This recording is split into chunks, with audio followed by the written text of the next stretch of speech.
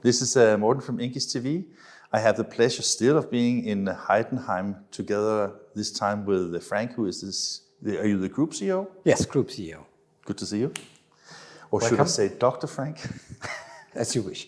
No, I'll keep it to Frank. I prefer to call you Frank. Thank you. Before we're going to talk about all the things that we have planned talking about, I think we had an interesting conversation before we turned on the camera.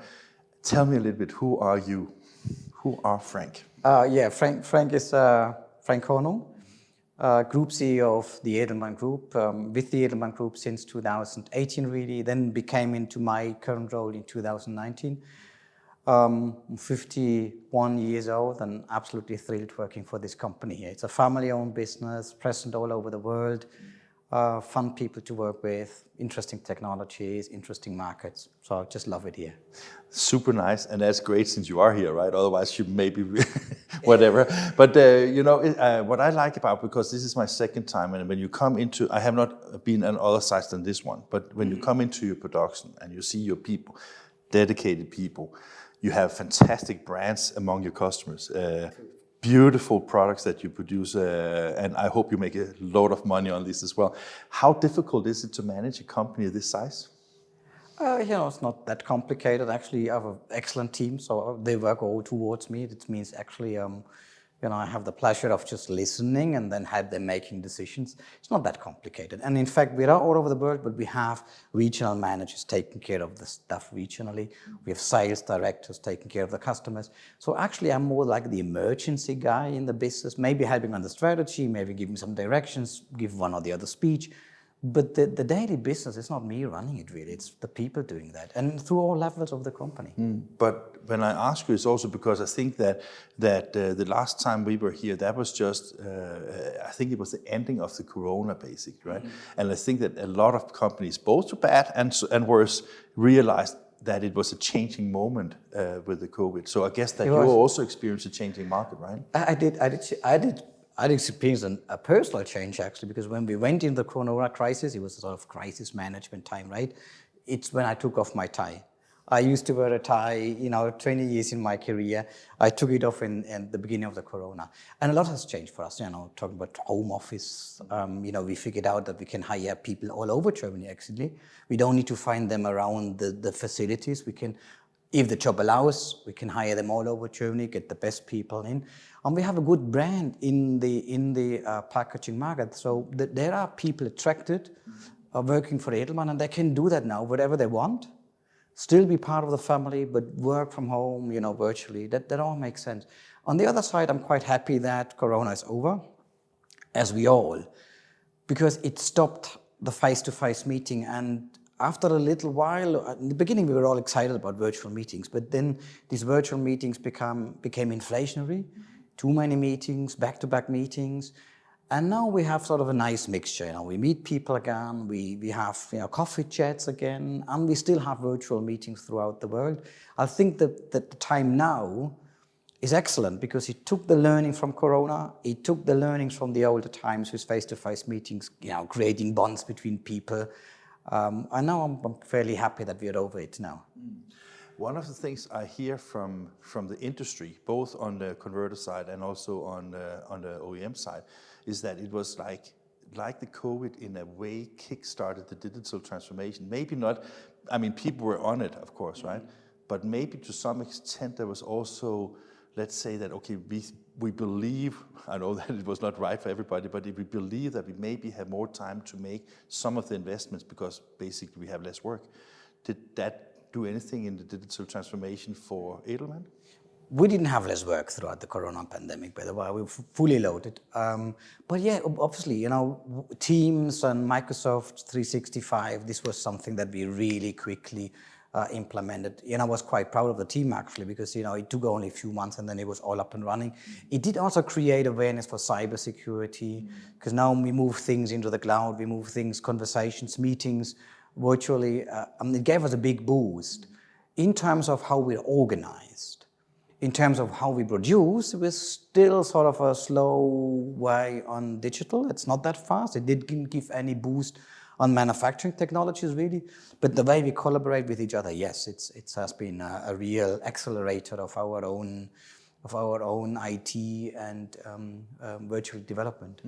If you look at, I mean, the reason I'm also asking about the digital transformation is because if you look at, let's say, technology like the Steinemann that we are going to talk about a little bit at least, I was also thinking because customers, one thing is that what you do internally, another thing is also how customers are changing behavior, how customers are, you know, the unboxing kind of experience, you see that on YouTube all the time, right? You see even packaging that are sold in e-commerce, Amazon kind of shops is just changing again. So did that change anything in the demand from customers?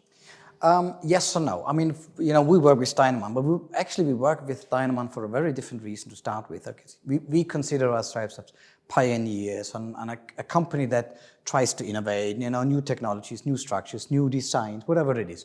And we consider ourselves at the forefront of innovation. And the Steinemann machine is an innovation in its own field. And we actually invested in the technology before the market demand is there, to be honest. So it wasn't the market pushing us into the investment. It was us in the conversation with Kurz and Steinemann. Is there something new that we in the digital transformation can start and try? And now actually, instead of selling this piece of equipment to the existing market, we try to create new demands that hasn't been there before. And that's, you know, for instance, in promotions. The machine Steinemann is actually a great tool for brand owners to come up with promotions where the product is still highly embellished. It looks fantastic, it looks great, but it allows to do smaller lot size, while in the traditional way of embellishment, these things would have been only economically viable in large scale. And with the Steinemann, we can create with customers the demand for promotion, small scale, manufacturing volumes. And that's something that is not there on the market to the extent that we thought, but we can create actually this demand, and we're trying to. So this innovation is something that came out of our own inner sort of desire, come up with something new. Steinemann came up with something new, and we're now testing and trial together. So that's not so much a market push, rather than the two companies joining forces in that sense and trying to create a market demand for it. You said your role was also like, you know, monitoring and helping and, you know, basically the role as a group CEO. I was thinking that when we talk about digital transformation and when we talk about, let's say that you're now investing in technology to become and stay as a market leader in the market, the democratization of products and prices in the world, is that something that is on your mind? I mean, because everybody talks about production of one, and when you choose to go into digital, at least on the embellishment side right now, we've seen some of your products are like with personalized names on them. You can't do this, which is more difficult if you're not in the digital space. How does that fit into your mindset?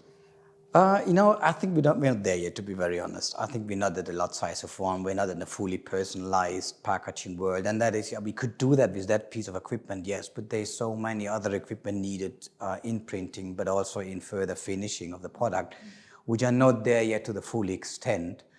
And all that, even if you could do that, it needs to be economically viable. And customers are not yet willing, in my mind, to also pay for the fact that it's personalized, it's very individual. So it's maybe there are exceptions and there are sort of niches where that development goes on, and we try to play in these niches, obviously. But so far, that's not a big topic for us, you know, in this very lot size, small lot sizes or personalized packaging. But another thing that I know is of a concern is, of course, sustainability, right? Yeah. Because I guess that part of the experience that you got with the Steinemann is also that less waste when you do digital embellishment versus analog embellishment. Also, Michael was up talking to us that you can sometimes have 3 processes reduced to 1 process. Yeah. That must be a wish for a CEO that has a financial background to see a limitation of processes, right? Yes, that's very true. I mean, starting with environment and sustainability, obviously we sell a product that is based on fiber and as such is a very sustainable substrate. So that's our core sort of value, to believe in sustainability. We're a family business, you know, sustainability, family things is to the core of our heart. And that's number one. And obviously, everything that drives sustainability is in our favor, and we try to make use of that. And then the Steinemann, as you rightfully said, we have the chance to combine various process steps into just one, reducing waste by that. Also, if you look at smaller lot sizes, small, short ramp-up times, less waste when you ramp up a machine, that all plays into our favor, absolutely. And the Steinemann machine is perfect equipped for that, I must admit. On the more fun side, Michael, he said that in his Christmas wishes was basically yet another machine. When you look at it from a financial perspective, when is the time for people to invest? I mean, because you started a project, you said that was not really customer driven, but now you got like 3 years experience. So at some point, I guess that you decided, okay, now it is a viable product that we can offer to our customers and we can make money on it. And so do you know when the time is for getting a second machine, or is that way too early to talk about? Yeah, it's probably way too early to talk about. I mean, we'll always thought about a second machine, and we still think about it, but more for the backup and contingency point of view. So that but is not like that the machine, exactly. Yeah, it's not that the machine would be fully loaded 3 shifts, 5 days, 6 days a week, because that's what we try, come up with the OEEs that justify a second time. We do think about a second time, but more for contingency reasons.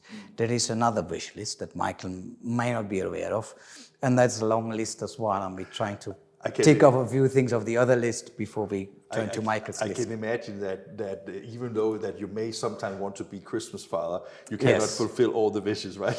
Absolutely true. Absolutely. We get once a year, we get in October when we budget, we get a wish list that is 3 times larger than we can really afford. So, but imagine how sad it would be if nobody came with any wishes, right? That's true. Then the business is probably dead. The collaboration with Steinemann and Kurz, how would you describe that?